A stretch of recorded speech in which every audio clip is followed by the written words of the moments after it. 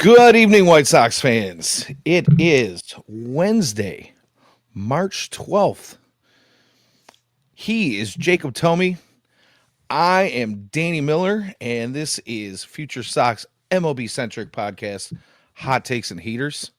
Like I said at the top of the show, it is Wednesday, March 12th.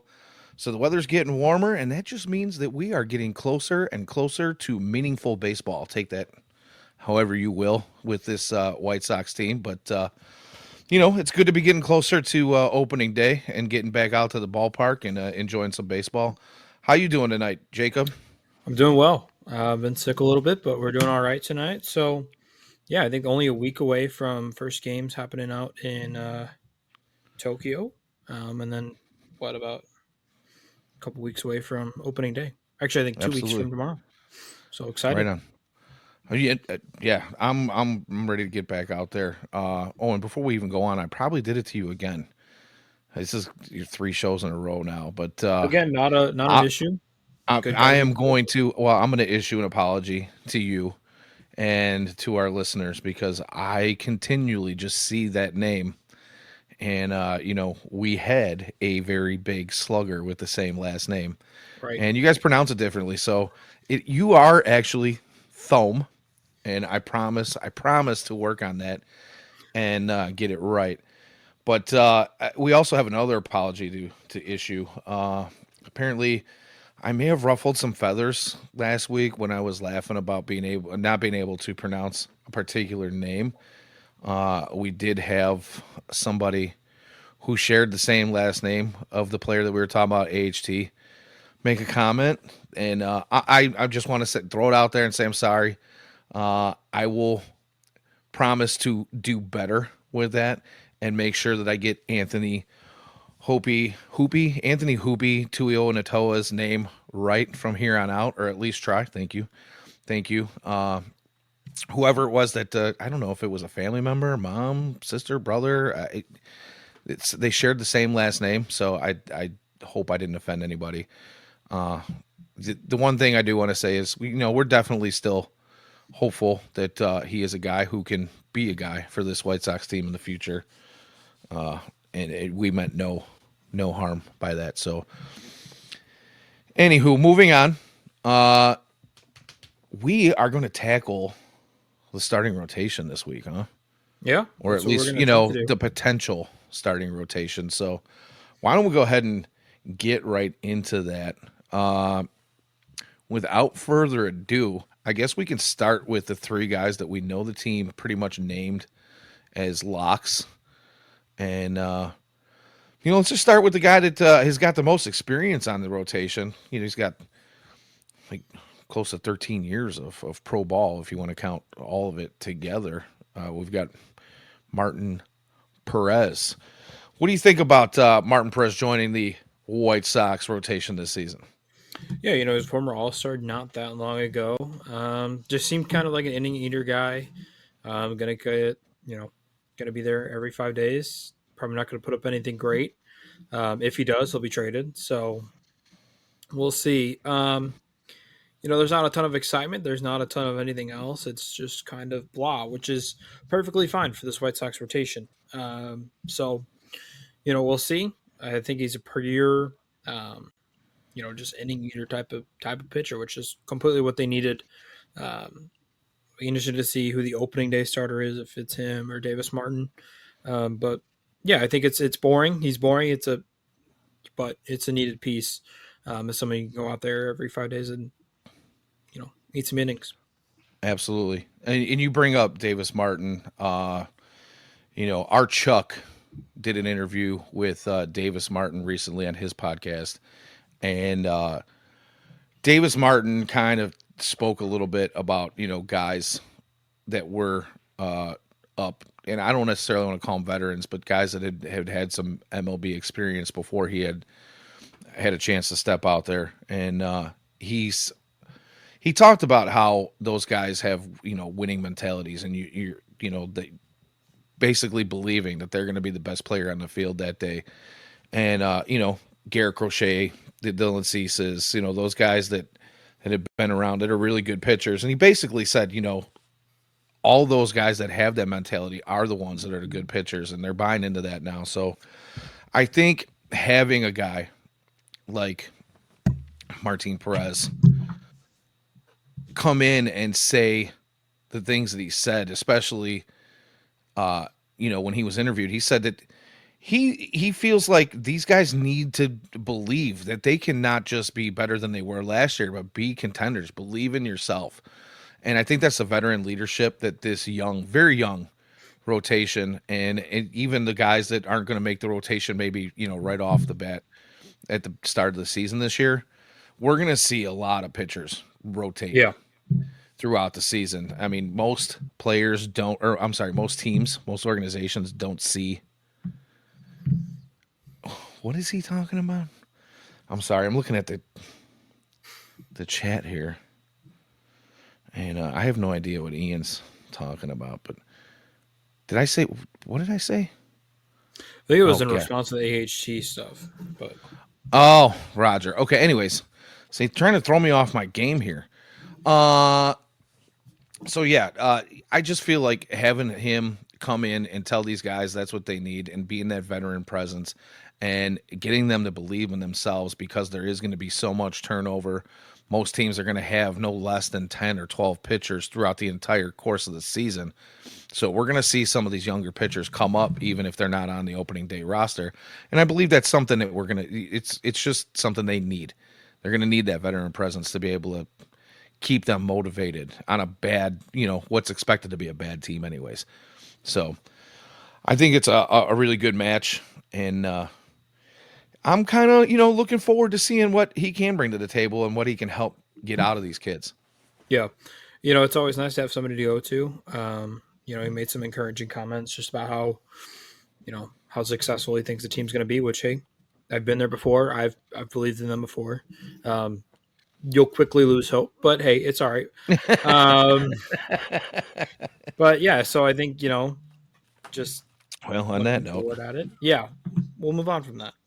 no, I was just going to say you're making me bust out the old heater right off the bat, but that's all right. We're 8.5 minutes in, and I'm really trying. I'm trying to cut back and quit, but I mean, talking about the Sox sometimes, and 7-4 yeah. wins. Oh, the new guy bringing out my old predictions. Look at this. He's gonna Yeah. fit right into Future Sox very well. By the way, I do see your questions in the chat, guys. We're gonna get through this rotation, but I am going to address a couple of those questions real quick. Oh, come on. If I can scroll back up and find that one.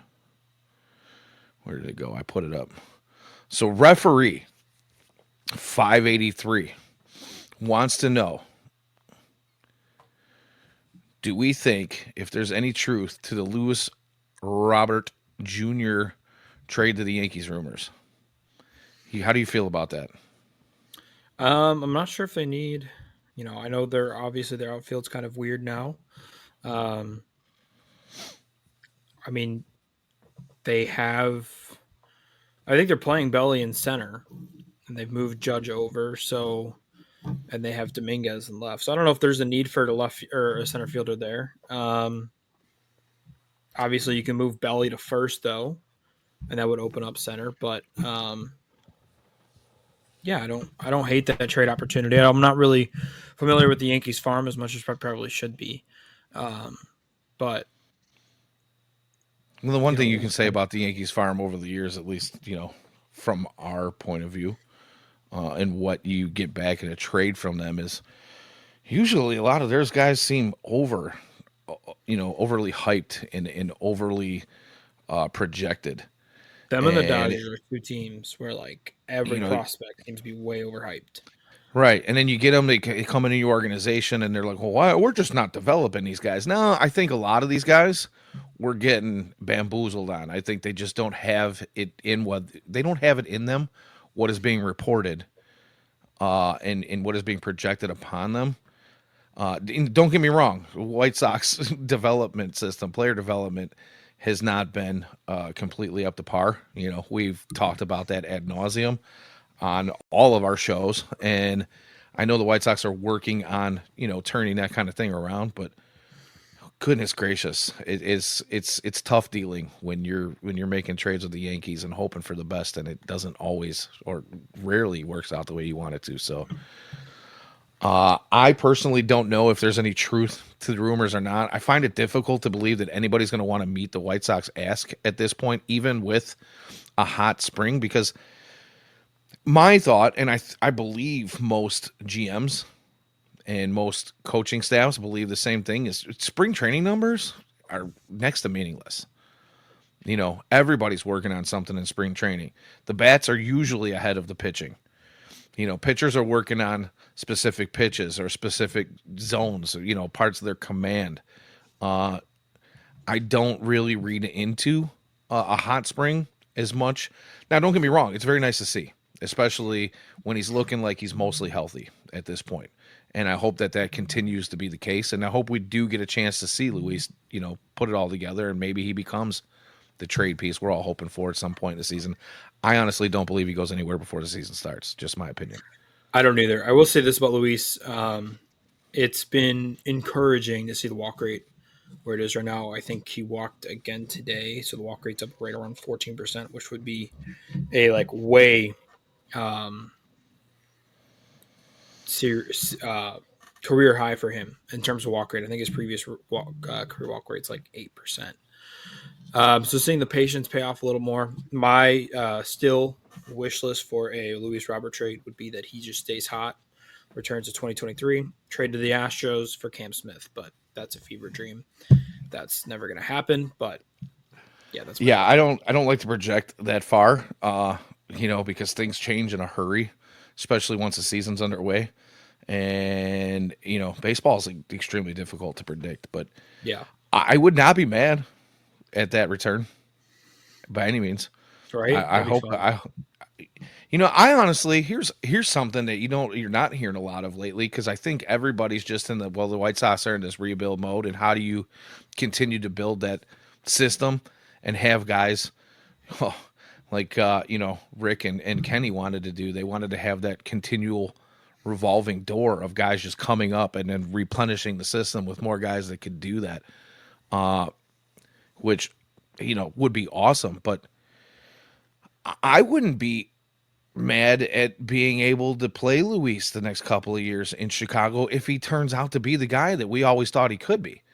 And if he's able to stay healthy enough to do that with this young pitching staff kind of starting to come together here over the next two seasons, and maybe really, working its way into their own, you got to have somebody to build around. No, Yeah, and the I don't thought know.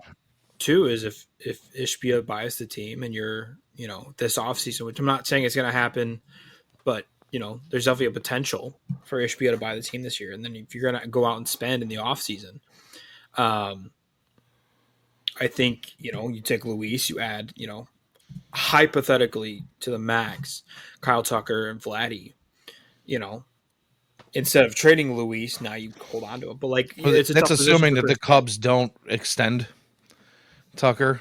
I find it hard to believe they traded one of their best prospects to only have one season of Kyle Tucker, but Yankees that's just just did it me. with Soto.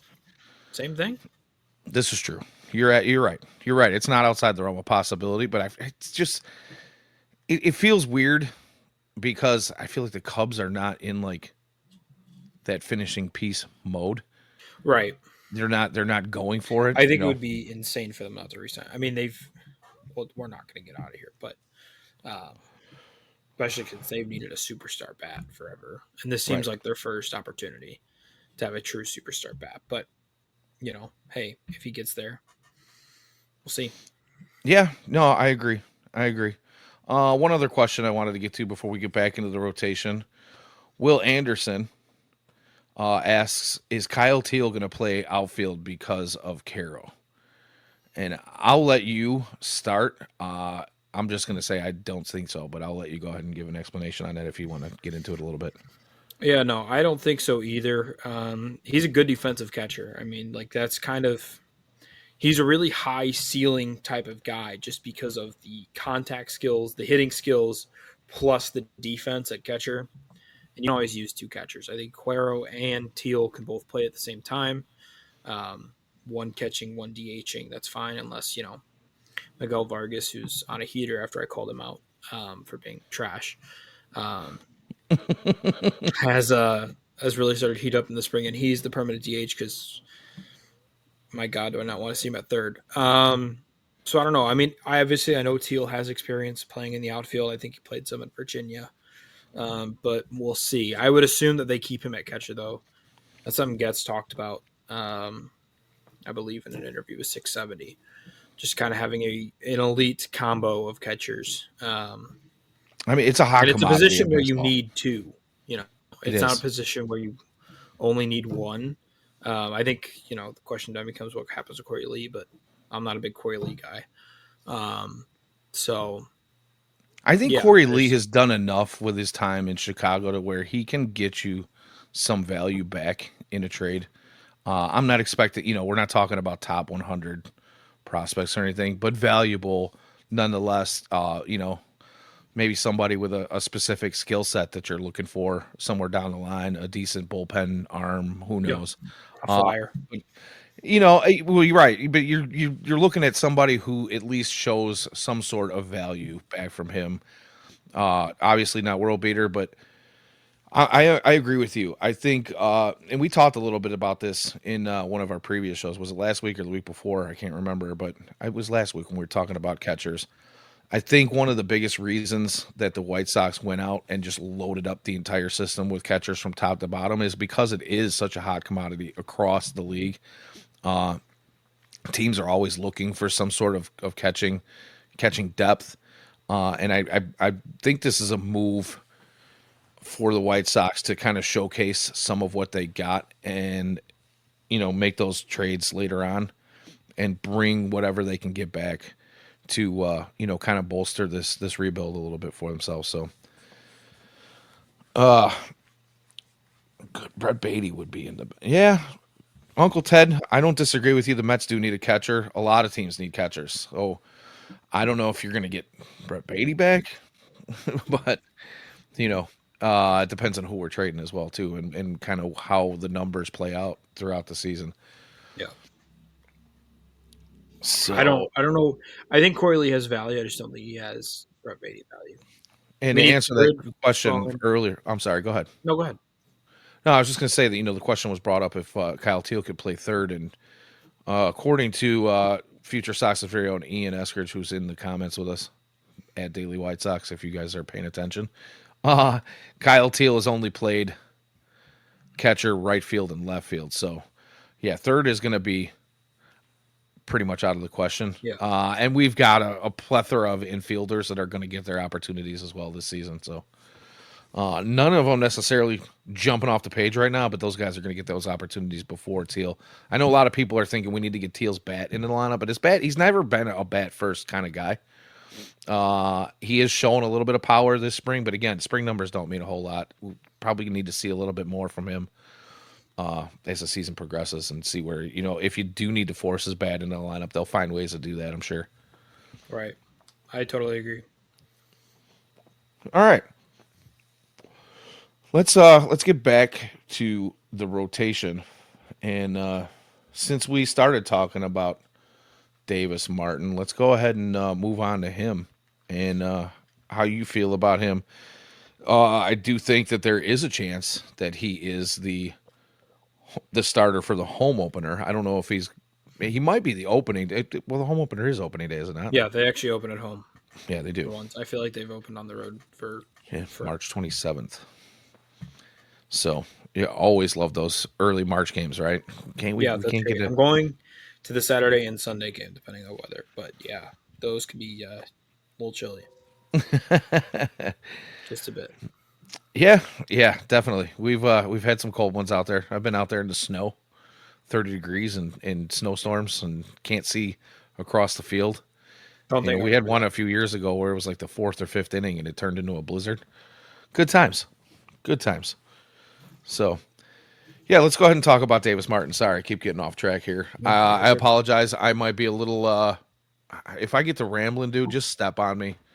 I started the new job this week. It's been an information overload, and I think the mouth is maybe moving faster than the brain right now. So, by all Listen, it's a means, slow news week. It's still spring training. We can ramble away. absolutely. We do have a lot going on in the chat, though, and I promise, guys, we're going to get to those things. But we did set out with a little bit of a guideline that we wanted to get through this, at least the starting rotation and where we think it's going. So, we'll come back to some of these. Yeah, but going back to Davis Martin, 4.32 ERA last year, 47 strikeouts, 57 or 50 innings pitched. I mean, that kick change is a huge pitch for him. Coming back from Tommy John, um, I think he's going to be a guy who eventually is going to be a trade piece just because Sox theoretically have three aces coming up, um, aces. But um, we'll kind of see. He's I a like really the air good, quotes, by the way. yeah. I think Aces. he's a good fifth starter, fourth, fifth. He's a back of the rotation guy for most teams, but um, kind of with what the Sox have available for this, um, opening day, I think he's got a good shot to um, be the opening day starter. So far in the spring, though, 4 innings pitched, nothing given up, and 5 strikeouts in 4 innings. So it's been a good spring for him, which is always huge, especially because kind of have a full off season for him coming off of an injury. Good to see him, continue to start 2025 off strong. Yeah, I agree. Again, I'm going to reference uh, the Sox Talk podcast with our Chuck and his interview during that time, uh, and they talked about that kick change quite a bit. They brought up the fact that you know, kind of funny. They're in Oakland, and he gets approached by Bannister and some of the other coaches, and they're like, "Dude, your changeup is like awful." And he kind of Yeah. just looked at it like, "Are we kidding?" And they're like, "No, it's awful." And he's like, "All right, well, do you have any? Do you have any? Can you coach me up a little bit?" And they introduced that kick change to him, and there's a handful of guys now. There's been reports that some of the other White Sox pitchers are now picking it up and trying to develop it a little bit. But in his case, he says it. He threw it like 3 or 4 times, and it felt weird to him. And then all of a sudden, it just started biting and biting. And they were doing this in catch, like. And in his next appearance, he went out and used it. Chucky Robinson was behind the dish, and he told him, "Let's just sprinkle it in." He said he ended up throwing it like 20 or 22 times in that first outing, Yeah. and he said he threw like 7 of the best kick changes that he's ever thrown. And it's a huge. He thinks it's his best pitch, and he's trying to even throw it hard. He made the joke that he hopes that he can throw it faster than his fastball this year. He's throwing it at like 90, 91, but the drop off it just drops off a cliff as it gets right before it hits the plate. It's pretty impressive stuff. So having that in his arsenal, I expect to see his numbers kind of even themselves out and come back around after last year again, like you said, coming off of Tommy John, and being your first time back at the MLB level. The numbers weren't awesome. You're right. His whip was almost at 1.5. And then he didn't have any, his win loss record was like 0-5 or 0-6 or whatever it was. Again, you can't really read too much into that because you're talking about a White Sox offense that wasn't scoring any runs either. Right. So, you kind of just hope that we're not focusing on wins and losses in the pitchers, records, obviously, because we have a team that is projected to be offensively anemic, right? And we were all hoping for the best. A couple of these guys put it together, and who knows, maybe you do get something fun and exciting to watch. We're all keeping our fingers crossed. We've all been missing that for a few seasons now. We would love to see it. But, you can't expect it until it starts happening. And it's unfortunate because I don't want to be that guy who poo-poos on it. But, we're just a little jaded. Yeah. And we hope that we're proven wrong. But, yeah, I expect at least the whip and the ERA to kind of come down and for him to be really, really challenging as a starting pitcher. Yeah. I mean, if he can put it all together, he could be a guy who, I don't know if he'll ever have, top of the line starter potential, but um, he could be. I think there's quite a few teams that like he could be a really solid back end starter um, for a lot of teams, and we'll see kind of what happens. But he's definitely a guy I'm interested in watching. Kind of see what happens as the year goes on. Yeah, I agree. We have a question. Uncle Ted in the chat is asking why we think Grant Taylor got sent down. You got any thoughts on that? He only got up to like high A last year, right? Right. That's pretty much my thought. He's Yeah, he's inexperienced, and we all know he was throwing some heat, this spring. But it's also been reported that they want to take that heat back a notch, so that yeah, he doesn't. We don't want dead arm or injured arms, especially with guys that we're hoping to bring along and do something. And there's just so many guys in line. I mean, this is a stacked White Sox pitching staff from top to bottom in the organization. There are tons of guys who, if you're following Future Sox and you haven't checked out our top 30 that's come out, and then you go beyond the top 30 and you look at the just miss list, and then some guys even put out beyond that honorable mention type lists. We're talking about there's so many arms that are going to even climb into that top 30 and move into the top 10 over the next couple of years. So yeah, he is 23, I believe. But I think there's, he's I mean, 22. yeah, or he's coming up on 23. I remember looking it up. I'm not sure. As a matter of fact, let's just go ahead and pull that up now. He is coming up on 23, 5/20/2022. Yeah, so he'll be 23 in May. I don't But think he gets up to the major league this year, though. I think he's a guy he's kind of in the Noah Schultz, Higgins. I think he'll fly through the minors this year, I'm and sure. maybe you see him at the end of the year. But like that's best case scenario. Right, and you want to see a guy like that. You don't want to. I mean, that's like throwing him to the wolves. Right. Let him work his way through some of the minor league levels, because you throw him out there. He has looked good in spring training, right? But you want a guy like that to face the level of hitter that he's maybe right at or just above, to kind of gain and keep that confidence going. Yeah. You throw him out there against the Shohei Otanis and the Juan Soto's and all any other big name hitters you want to talk about on a daily basis, regardless of what he's done in spring, it's completely different during the regular season, and you can really crush that confidence quickly. And there's really no need to force him. So Yeah. He didn't even make it a high A last year. He made up to Kannapolis. That's it. So right, you know, yeah, I you're not get it. from the ballers to Right. to the White Sox in one off season. So Yeah, I think it will be interesting to see, not to get into prospects that much, where they start him. Whether it's Birmingham, whether it's Kannapolis, whether it's yeah, I don't. He was reassigned, and I don't remember where they did. But anywho, uh, yeah, I don't. It's just it's a little soon, is all I'm going yeah, to say. And we do expect good things and big things from him. Obviously, as he was the unsung prospect who all of a sudden is made like top 5 in the organization lists almost across the board. You look at hmm Baseball America and BB and Fangraphs and everybody else and their brother who's putting, a top 30 out for each team. And Grant Taylor really shot up that list for everybody. So, yeah, it's not like we don't expect him to do anything. It's just you got to give the guy a little bit of time.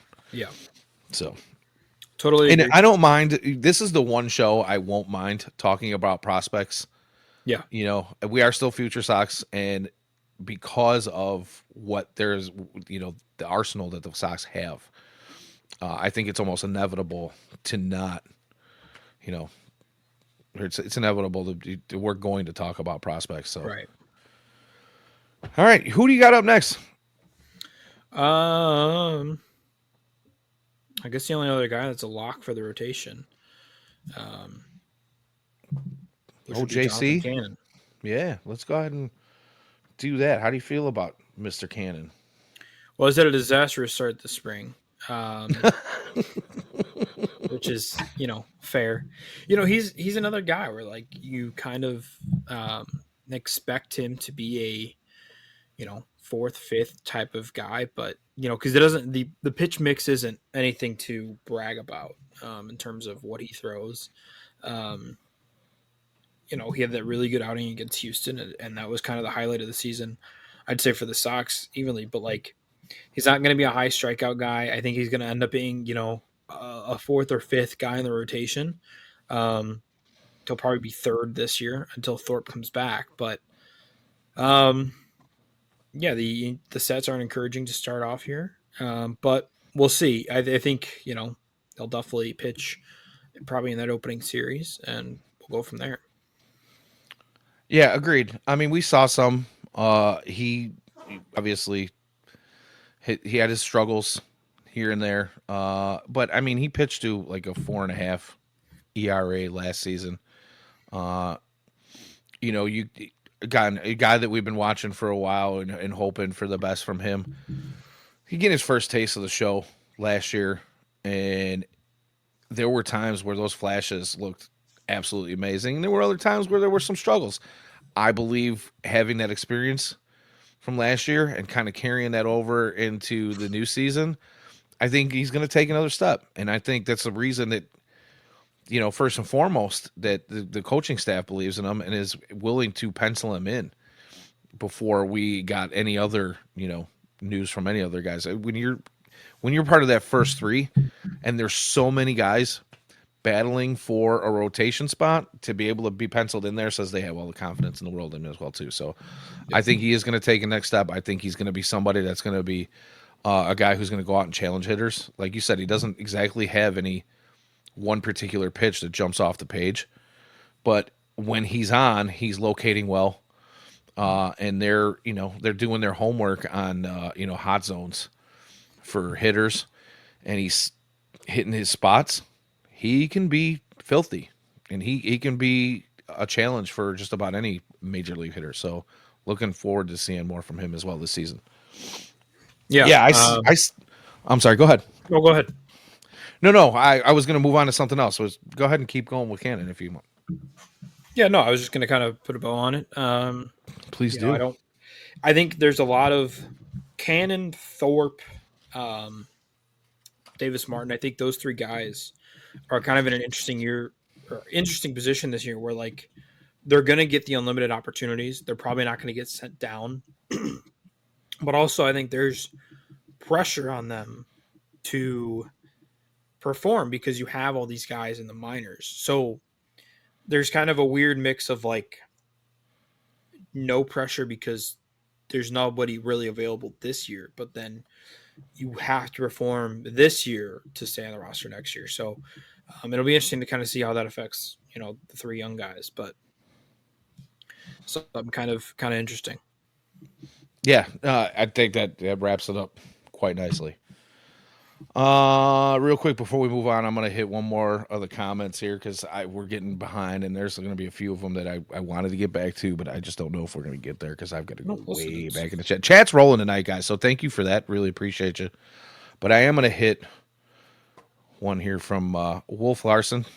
Thanks for checking in, buddy. Fan of the shows. He's usually hanging out with just about all of our shows. So he's asking if Ramos was supposed to get some outfield reps this spring. He says he knows he realized he tweaked his elbow, but maybe he's shagging flies on the bat fields. Only thing I can say to that is we did have Elijah down in Arizona with our own Jeff Cohen, AAA Jeff. Uh, I can all I can say is I can reach out to those guys and see if they caught any of that, if he was back there on the bat fields. But I honestly haven't heard about him getting any reps in the outfield at this point during spring. Have you? I'm not sure about outfield. I know they're being very cautious with him coming back. I think he's going to be ready for opening day, whether that's in the minors or the majors. Um, at this point, I would very much assume the minors, um, which I don't think he'll be there very long. But yeah, I mean, he's come back from an elbow that was bothering him most last season, so we'll kind of see what happens there. Yeah, I agree. I don't know, especially now we have another outfield signing, minor league contract just came into camp. We'll get in a little bit into Travis Janikowski later. Uh, we'll talk about that, but that might kind of change things up in the direction of where some of these guys we thought might make some appearances in the outfield. But again, we'll talk a little bit about that later. I see Mason Adams' name being brought up in the chat. Uncle Ted, we know, and as you know, we are all big fans of Mason Adams, and we'll get into him a little bit after we get through the guys we think are going to make the rotation, or at least potentially make the opening day rotation, because we do believe he will be up in the rotation at some point this season. Yeah. So like we got through the three that have been named, right? And then we have I would guess say a pretty good educated guess on the three or four that are going to be battling it out for those last two spots. Why don't you go ahead and give me the guy you think is going to be your four man? I'll go Sean Burke. No, we're on the same page. Yeah. Listen, dude was fantastic in the minors last year. He just deserved his spot. Um, throwing a guy like Mason Adams out there, I think is a good, thought. But it's tough because you have so many guys who kind of debuted last year. They're young as well, who you know deserve time in the rotation. The Sox are going to have kind of an issue of too much pitching, which I know people say can never happen. But like you mentioned it earlier, like you go through their top 30, they have like 15 pitchers who you think there's a shot that they're At capable least in the MLB next, arms. I mean, at least in the next 2 years, and there's guys that are they're gonna force their way up sometime this Right. year, right? So And the issue with Bannister is he just keeps hitting on late round guys, which obviously isn't an issue, but like, you know, it's a Burke good was a issue to third round have. pick. Right, and so there's just more and more talent, and there's just not enough room for these guys. So, it'd be interesting to see. I think that's why everybody was so against Hagen Smith being drafted last year. It was like, yeah, great, probably the best player on the board, but do we really need another pitcher? But going forward, I think it's Burke. He was good last year when he played, 1.42 ERA, only a 19 inning sample size, of course, Right. but was also really good in the minors last year. So excited to see what he can do. I will pencil him in, and he'll either be the 4 or the 5. I don't know. Kind of depends on what Venable wants to do there, but Yeah, and I I'm with you. I think he definitely makes the rotation, whether it's 4 or 5. The big thing with him is he's one of those guys that doesn't like you get these power pitchers and guys who are really super highly touted who look like world beaters, but then they have that command blow up and they have that one bad inning, and sometimes that one bad inning snowballs. Schoenberg's a guy who doesn't really lose command very often. yeah, You see it maybe if he's a little bit fatigued, whatever. But I mean, this guy, he's a guy who's going to be consistently in and around the zone. Might get you some swords on pitches just outside the zone. He's going to fool some batters a little bit. Obviously, like you said, small sample size, so you're kind of putting all your confidence in the basket of it, he's just going to continue to be the pitcher that he was, throughout his rise through the minor leagues. And I think that, obviously we've seen, again, a big vote of confidence. They all speak highly of him. Bannister, Getz, Venable, they all think that this is a guy, Katz, all of them. So there's a good chance that, to be honest with you, I don't see a rotation, at least early in the season, that he's not part of, whether it's 4 or 5. yeah. And he's going to be one of those guys that has to prove himself just because they do have so many arms that are kind of teeter tottering on their way of being a starter. Like if he's a bad start in the year, I can see him sending him down. But um, it'll be interesting to see kind of what happens with him. Right, and that's one of those instances too, where because they have so many guys that are kind of going to be waiting in the wings to get their opportunities. If a guy does struggle, it's okay. Let's get him out. Let's let's send him down. Let's work on whatever it is that he needs to work on, where he's still pitching, on a fairly regular basis, and we can bring in one of these other guys and see how they handle that spot for a little bit. You might see the Mason Adams come up earlier than some of us may think, because a guy like maybe Sean Burke, who you're putting a lot into, doesn't necessarily start the season on the best foot. So, you know, there's chances are you're not going to see Hagen Smith right off the bat, right? Right. This is not a guy who's going to get thrown into the mix in the first few weeks or month. You know, you're not going to see a lot of these guys that just don't have a ton. Hagen Smith isn't far away. Let's just say that when he was drafted, we were like, this guy looks like he could just come into the major leagues right now, right? And Yeah. like you said, it's part of the reason why he was drafted where he was, best player available. And baseball's baseball. It's like you can never have too many pitchers. You can never have too much good pitching.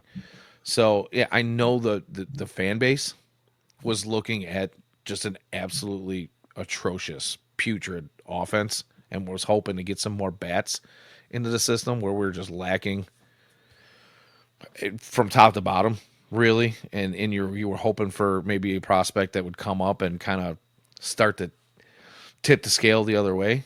But you can't pass up on an arm like Hagen Smith, and I think we do see him fairly quickly this season. So, all right, moving on. Who else do you think is a guy that could potentially crack the opening five?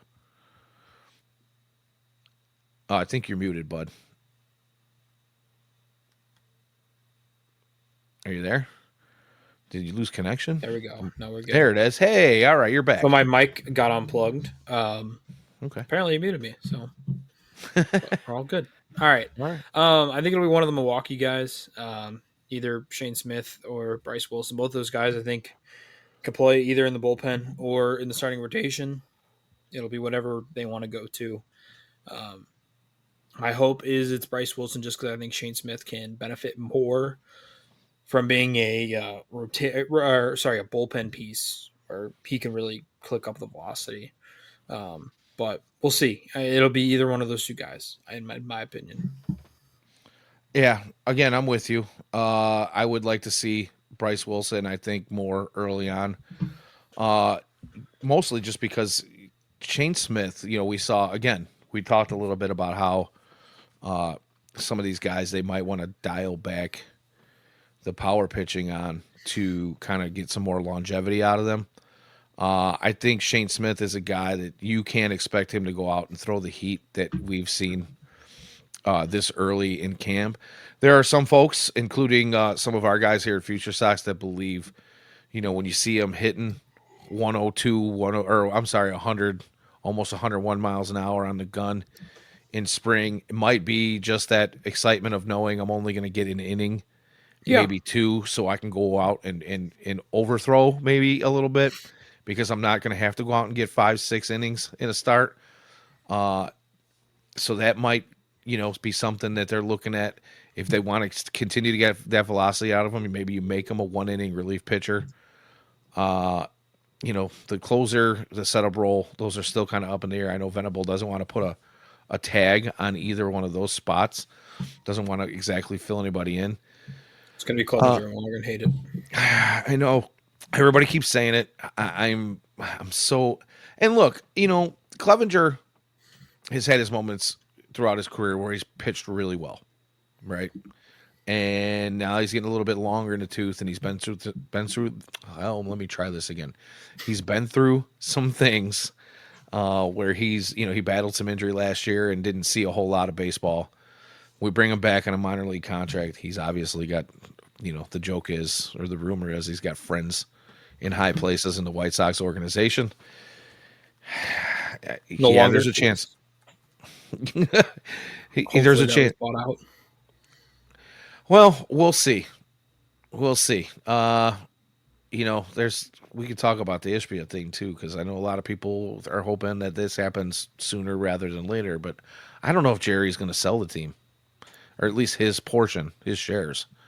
I think he's going to ride this out until Let's hope. he rides himself out.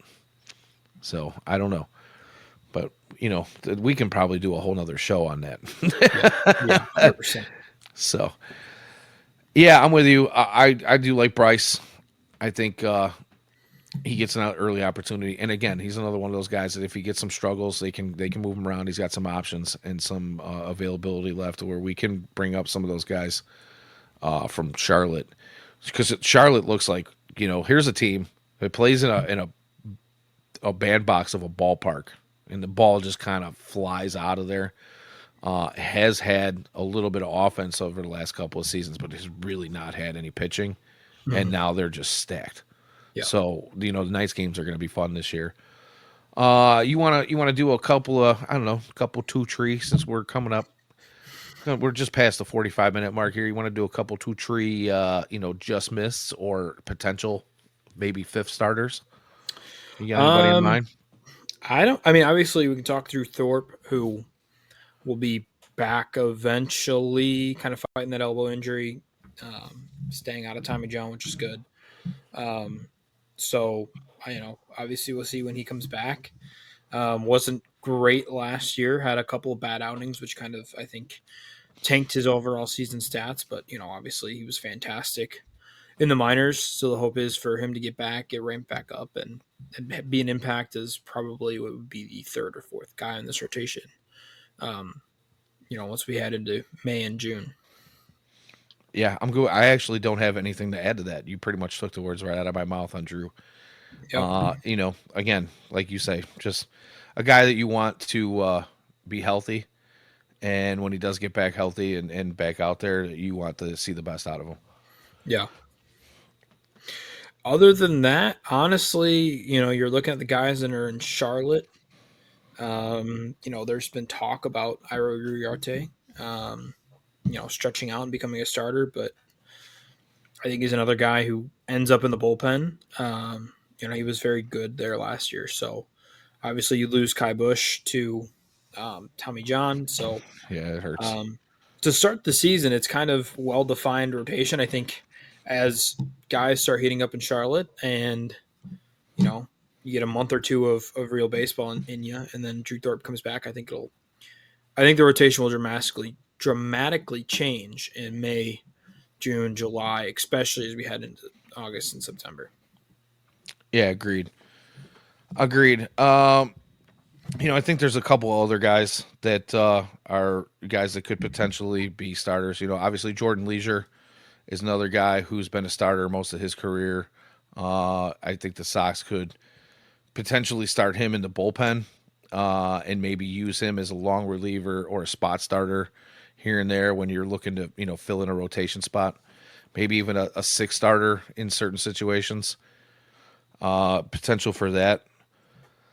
Then there's Nick Nastrini, who obviously was sent back to the minors. Again, a guy who we really hoped a lot for out of last year, and he went through his struggles. And he's talked about. I've seen some interviews where he spent a lot of the offseason working on his command and getting some pitches and the shape of pitches right. You have anything you want to add on those two guys at all? Yeah, I mean, I think there's, unfortunately, that was kind of the hype coming out of last year, pitching staff wise, was those two guys, both acquired in the same trade for Lance Lynn and Joe Kelly. There we go, got it there. Right. Um, but yeah, obviously those seasons didn't go great for them. Leisure, I thought he was kind of interestingly managed. I'll just leave it at that. And then Nastrini kind of wasn't great. But he's cleaned up some stuff, so we'll see if the command and the control get there. But again, it's another guy where those are Leisure potentially is a bullpen piece, but Nastrini, who's been a starter most of his career, is like you only have what is potentially two spots here in a rotation after next season. So what do you kind of look like, you know? And the Sox have better arms, in my opinion, than Nastrini. So is he a trade piece? Is he a guy that you try to put in the bullpen? But again, the Sox have a loaded bullpen. So um, there's a lot of average that surrounds this White Sox pitching staff, but it's a lot of it, and it fills up a lot of spots. So it'll be interesting to see kind of what happens. Obviously, the deadline will be huge. They'll unload a lot of those, or hopefully unload a lot of those bullpen art pieces, but we'll see. Yeah, I think some of these guys, your best value is going to be just that spot starts, long relief, showing that they can stretch themselves out more than an inning or two. To show other potential suitors that this is not just a bullpen arm. This is a potential starter for your rotation. Right. And hopefully, showing that some of these guys that maybe have been battling a little bit of injury here and there can come out and be that guy. And maybe the Sox get something back in return. Who knows? Maybe they come back and they blow us away.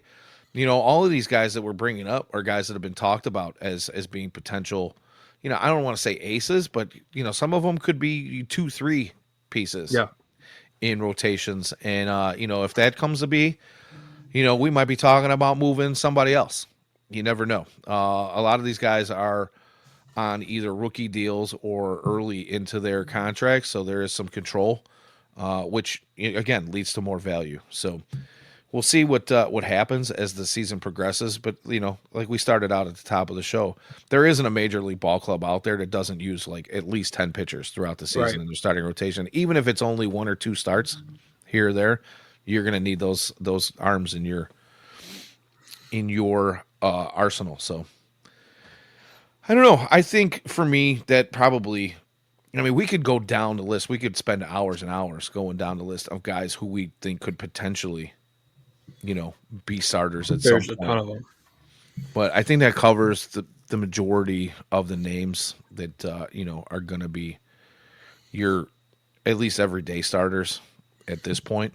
If somebody gets injured or goes down, we'll revisit this later on in the Yeah. season. So Totally we've agree. got a couple minutes left here. I told you before the show started that I wanted to get into something, and I know you had a little something you wanted to get into. I will go ahead and start with yours with the Travis Jankowski signing. Yeah, I mean it's about as boring as it comes, right? I mean it's defensive plus no bat fielder, which they've already tried with Michael A. Taylor, and Slater's not a great bat either. But really, I think it just means that they're expecting Benny and Slater to be miss the at least first couple weeks of the season. Um, wasn't really important news, but like there's no point of bringing in a guy now um, if you're not expecting him to make starts in at least the early parts of the season. So I would assume Benny is not starting on the 27th, and I would assume Slater's not. I'm assuming Jankowski fills in. Do you Um, think so? I mean, they brought him in on a minor league contract. Then again, though, what's the it's point of it's signing late. him to him? Right. You're so It's late in the year. I just don't know if right, there's a point to bring him in now. right, right. I'll agree with that. I mean, the guy's a excellent defender, Yeah. right? I mean, you have him out there with potentially Talkman in right field and him in left and Luis Robert Jr. in center, and you might have one of the better defensive outfields in baseball and one of the best ones you've seen in the White Sox Right. organization for a while at the MLB level. But the like you said, it's just a little bit boring because again, this is a guy who doesn't swing a huge bat. Right. He's going to fill a need when that need comes to light, when it comes to fruition. And it's not a bad prognostication to say that maybe Benny's not as far along in his healing.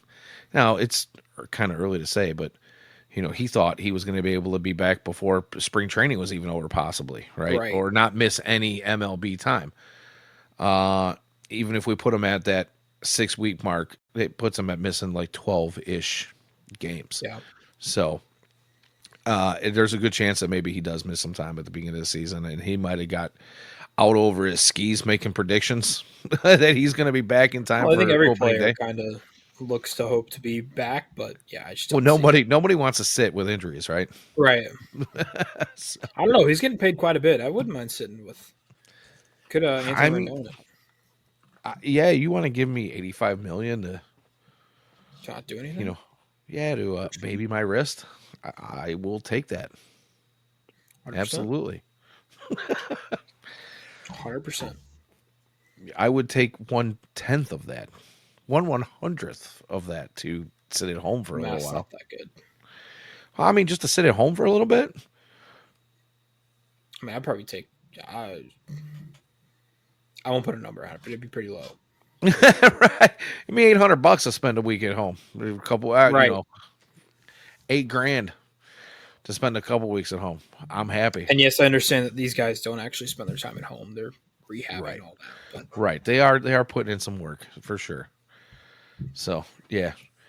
Um. All right. Moving on from Mr. Jankowski. I did want to address, and the reason I want to address this next topic is because I'm seeing so much, and I know you've seen it as well on the socials. But yesterday it was announced that Colson Montgomery was reassigned to Charlotte, and there was about one half of White Sox Twitter that was like, "Hey, this is a great move," and the other half was absolutely losing their mind. Like, why are we doing this? What is going on? Bring Colson up. And I'm just going to go ahead. I have my thoughts. I will share them after I get something from you. Let's let the people hear what is on Jacob Thome's mind. yeah, I get it completely from Guts' standpoint, Venables' standpoint. Listen, the dude's missed what 2 weeks now. He hasn't been great in spring. He started it off with that home run, and since then, I don't think he has a hit. Um, so listen, let the dude prove himself at AAA. He was bad last year in AAA. Clearly, hopefully not permanently. The back is still bothering him. He reflared up, and so hopefully, he's ready to go. June call up or May or whatever, whenever he starts hitting.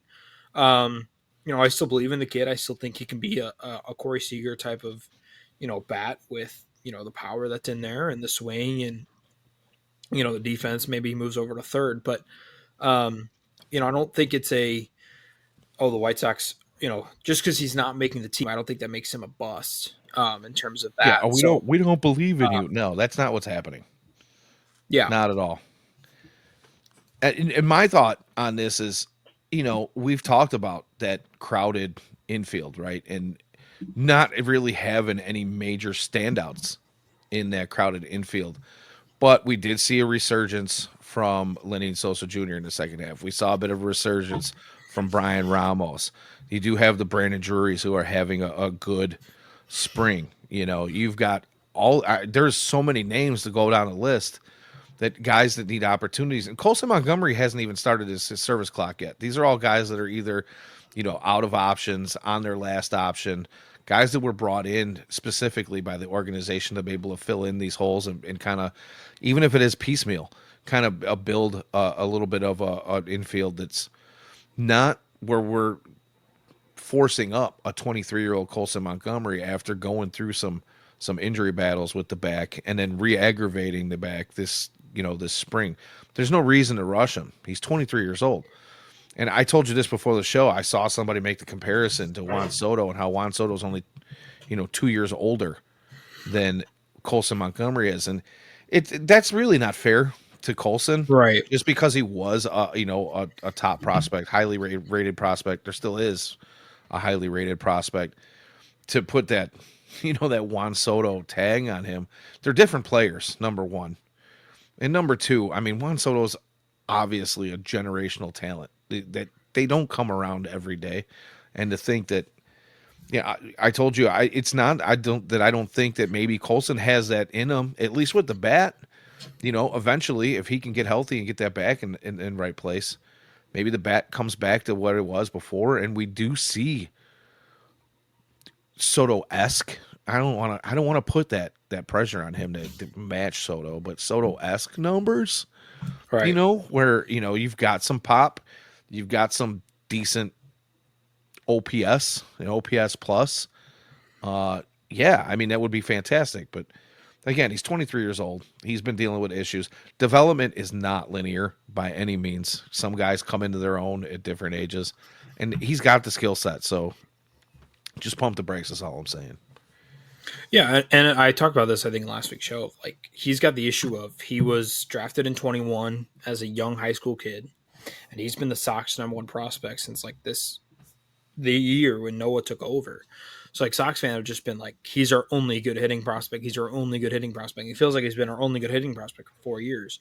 Um, and I think Kind of that's kind of has been. wearing on him, or wearing on the fan base of like, all right, when are we finally going to see this kid? But listen, you bring in Ryan Fuller, and I wonder if Fuller wants to get a full look at him in Charlotte and make the proper adjustments and see what they can get going down there because I saw the argument of like there's extra comp picks awarded if he comes up within the first 2 weeks and wins Rookie of the Year, or like 3 years before Arb wins MVP or something like that. And it's like, yeah, but I'd rather that doesn't happen. I think he's got no shot of that if you start him in the majors, especially because you already have a kid who had a rough year last year and he's been a pro. He's taken it the right way, but like confidence can't be that high because of the year you had last year, and then you're gonna stick him in the majors where he's clearly not ready yet. I think that's just a recipe for disaster. So um, glad to see the Sox not rushing it, especially because the Sox are gonna be horrible this year. What's the point of pressuring a guy to come up and be a top player for you? So glad to see him back in AAA. He will debut this year, and I think it'll be before the All Star break. But we'll see. As long as he's healthy, as Yeah, long as that as long the as he's back healthy. situation works itself out, and he gets the proper rehab with that. But yeah, I agree. I do think we see him sometime this year. I'm not going to put a timeline on it, obviously, because again, it is a crowded infield. There are a handful of guys that are going to get their opportunities. I think the White Sox, again, we talked about it. As much as I have been down on Miguel Vargas, I hope he proves me wrong, but he's going to get his opportunities because he was the centerpiece of one of the biggest trades in the last few years out of the organization. And you need to at least know that one way or the other. Okay, if he does turn out to be a bust, we have to give him the opportunity. We can't just take the last 2 months of the season and say, well, this didn't work out. Right. You're coming from what's thought of as being one of the best organizations in baseball to being in the absolute baseball doldrums. Coming over to the White Sox and expect this kid to have the right mentality and be the player that everybody was touting him to be and boosting his ego to be. And then you come over here and you just kind of take the wind out of his sails. So he's going to get his opportunities as much as, some of us might not agree with. I do understand why they would do that. And then again, like I said, Brian Ramos came on second half last season. Lenyn Sosa came on second half last season. These guys are all going to get their chances because they're all, like I said, they're running out of options, if not out of options. So no reason to force Colson into the mix now. Yeah. You have, as you mentioned, Vargas. You have Mydroth. You have Rojas, who you just signed to a big deal, or not to a big deal, but a deal. You have a plentiful rotation of middle infielders that you don't need to rush, and Absolutely. especially young guys. I mean, it's not like you're having to play old guys. Mydroth is still a prospect. Sosa is still very young, so um, All right. yeah, Sosa, Ramos, Mydroth. I mean, even Rojas. We're not talking about the oldest dude on the planet, right? We're talking about guys that they're there for a reason and they're gonna get their chances for sure. yeah. Cool. You got anything else you want to get into tonight before we I put a think that's ball on it. this thing? No? All That right. is it. Well, in that case, I am just going to go ahead and say this has been Hot Takes and Heaters. You can find us Wednesday nights at 8 p.m. Central right here on YouTube Live, as well as the Purple app. For all of our written content and Patreon exclusives, you can find that at FutureSox.net. Check out our prospect and MLB highlights as well on our YouTube channel. Our very own Ian Estridge puts a lot of work and time into that. And he's going to bring you a lot of video that you are not going to find anywhere else. Don't forget to hit that like, smash it, break your keyboard on that like button. Punish it, as Ian would say. Punish, as Ian says. Subscribe, hit the little bell for your notifications so you can get all the updates on everything that we've got going on here at Future Sox. And of course, if you like some of the content you see here on our live streams, go ahead and hit that super chat. We appreciate all and any donations. For my co-host, Mr. Jacob Thome, you can find him on X at jthome21. I am Danny Miller at Danny Miller FS. This has been Hot Takes and Heaters. Until next time, as always, go White Sox.